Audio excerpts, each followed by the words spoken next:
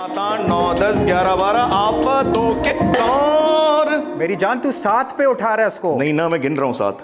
अगर यहाँ पे आएगी उल्टा हो जाएगा melody. If I stop the beat there it's throwing me off. सवाल ही नहीं पैदा होता, सवाल ही नहीं पैदा होता है। क्या मसला क्या है? जो मेरा मेलोडी का 8 का साइकिल है ना, वो पूरा नहीं हो रहा। आवर्ती जो कहते हैं वो पूरी नहीं हो रही। How is that possible? इसका जो लीड है ना, which is taking the first note is before the 1। हम कह रहे हैं कि आफतों के दौर में, लेकिन असल में मेलोडी कहती है आफतों के दौर में। मेलोडी तो दौर के ऊपर सम देती है। अभी जो ये गा रही है बिल्कुल सही गा रही है वो। She is coming on the 1।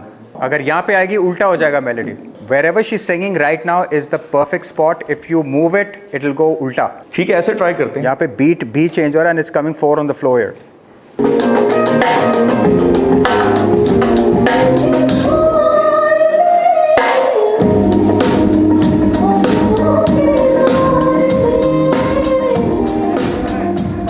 It's not about the count anymore. It's about the melody and जो पैगाम होता है गाने में। Conclusion ये melody is king, rhythm is second.